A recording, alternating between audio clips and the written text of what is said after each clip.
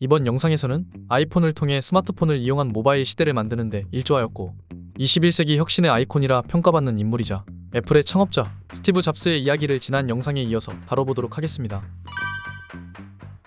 애플원은 판매량이 200대 정도에 그친 것에 비해 애플2는 500만 대 이상을 판매하며 대성공을 거두고 이때부터 본격적으로 개인용 컴퓨터의 시대가 열리게 됩니다. 애플2의 성공으로 애플은 창업한 지 4년 만인 1980년에 상장을 하게 되고 IPO에서 450만 주나 되는 모든 주식이 팔리며 스티브 잡스는 2억 달러가 넘는 금액을 소유한 억만장자가 됩니다. 하지만 애플2 플러스 이후로 애플은 위기에 봉착하게 됩니다. 잡스가 23살이 되었던 1978년 잡스가 고교 시절에 동거하던 옛 여자친구 크리스 앤이 딸 리사를 낳아 데려오게 됩니다.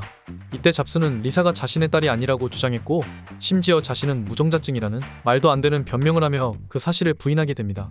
그래도 당시 잡스가 새롭게 착수하고 있었던 컴퓨터 프로젝트의 이름을 리사라고 지어서 사람들은 딸의 이름을 따온 프로젝트라고 생각했지만 잡스는 애플 리사라는 이름이 Local Integrated Software Architecture라는 이름에서 따온 것이라고 해명하며 딸의 존재를 부인합니다. 심지어 양육비조차 주지 않아 미혼모인 앤이 정부 보조금을 받아 근근히 아이를 키웠다고 합니다. 그렇게 잡스에게 버림받고 경제난을 겪게 된 앤은 결국 친자 확인 소송을 걸었고 DNA 검사를 통해 친자 확인이 되고 나서야 리사를 자신의 딸로 받아들였습니다. 그리고 사실 리사 프로젝트는 딸 리사 브레넌 잡스의 이름에서 유래한 것이 맞다고 잡스 본인이 전기에서 직접 인증합니다. 이 일은 두고두고 까였으며 훗날 잡스는 이때를 두고 잡스는 인생에서 후회하는 일 중 하나이며 그때 그렇게 하면 안 됐다고 인정합니다.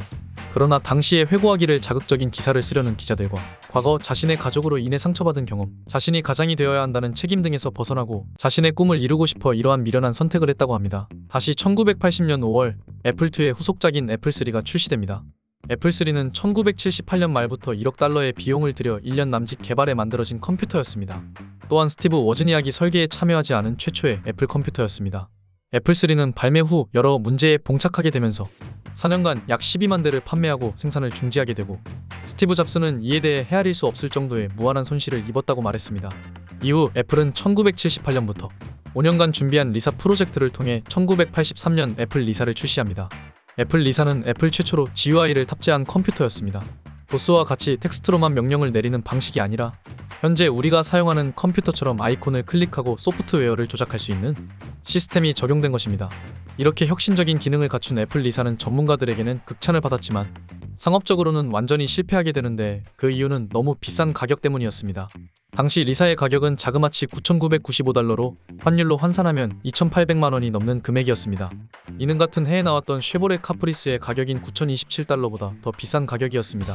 게다가 속도도 느렸고 크기도 커서 들고 다니기에도 불편했고 비대칭적인 디자인도 악평을 들었습니다.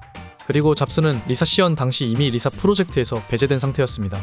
잡스가 너무 화를 잘 내고 감정적이라는 이유로 반발한 이사회의 영향으로 리사 출시 전인 1982년에 리사 프로젝트에서 제외된 상태였기 때문입니다. 이후 잡스는 매킨토시 프로젝트에 참여하게 됩니다. 이때 잡스는 마케팅 쪽에서 뛰어난 인재가 필요하다는 내부 의견에 따라 펩시콜라를 크게 성공시킨 펩시의 부사장 존 스컬리에게 애플의 다음 CEO가 되어달라고 부탁하게 됩니다. 존 스컬리는 처음에는 전혀 다른 업종인 애플로 가는 것을 거절했다고 합니다. 이때 잡스는 스컬리에게 비장의 한마디를 날리게 됩니다. A few months ago when Steve was visiting me in Manhattan, he asked me a very important question. He said,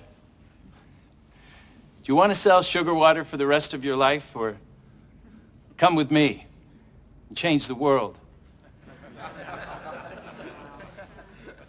그리고 애플의 CEO였던 마이크 마쿨라와 잡스의 승인 끝에 스컬리는 연봉 230만 달러를 약속받고 애플로 이적하게 됩니다.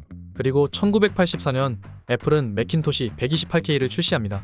가격은 2,499달러로 리사보다 4분의 1 수준으로 대폭 낮추었고 디자인도 더 예쁘고 휴대성도 더 좋고 속도도 더 빠르게 개선하였습니다.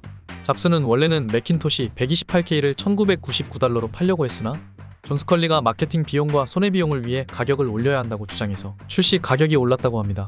이후에도 잡스와 스컬리는 경영 스타일이 너무 달라 사사건건 부딪히면서 갈등이 깊어지게 되고 매킨토시의 판매 부진, 애플2의 판매 하락세 등 암운이 겹치면서 1985년 잡스는 애플 이사회로부터 해고 통보를 받으면서 자신이 설립한 회사에서 쫓겨나게 됩니다.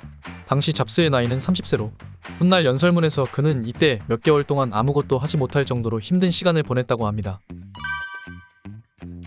이후 스티브 잡스는 애플에서 쫓겨날 때 같이 나온 엔지니어들과 함께 넥스트라는 회사를 설립하게 됩니다. 그리고 개인용 컴퓨터보다는 좀 더 사양이 높은 워크스테이션 개발에 매진합니다. 그리고 1988년 첫 번째 넥스트 컴퓨터가 세상에 공개됩니다. 넥스트는 넥스트 스텝이라는 자체 운영체제를 썼는데 비록 높은 사양으로 가격이 비싸 대중화되지는 못했지만 넥스트 스텝은 기술적으로 좋은 평가를 받았고 훗날 스티브 잡스가 애플로 다시 돌아갈 수 있는 결정적인 계기가 되었습니다. 한편 잡스가 떠나고 워즈니악도 없던 애플은 마이크로소프트와의 경쟁에서 뒤처지게 되고 모든 플랜이 망하면서 애플은 10억 달러, 약 1조 3천억 원이 넘는 적자를 기록해 썩은 사과로 전락하면서 회사가 망할 위기에 처하게 됩니다. 이를 극복하기 위해 애플은 새로운 운영체제를 찾고 있었는데 이때 애플은 넥스트의 넥스트 스텝에 큰 관심을 보이게 됩니다. 넥스트 스텝은 훗날 애플이 내놓는 모든 스마트 장치와 컴퓨터 운영체제들의 기반이 되기도 합니다. 그리고 1997년 2월 애플은 4억 2,900만 달러의 넥스트를 인수하고 스티브 잡스를 다시 CEO 자리에 앉히게 되면서 잡스는 다시 애플로 돌아오게 됩니다. 다음 영상에서는 스티브 잡스와 픽사 이야기, 아이폰 출시와 스마트폰의 혁명, 현재 애플의 행보, 그리고 그의 개인사에 대해 다뤄보도록 하겠습니다.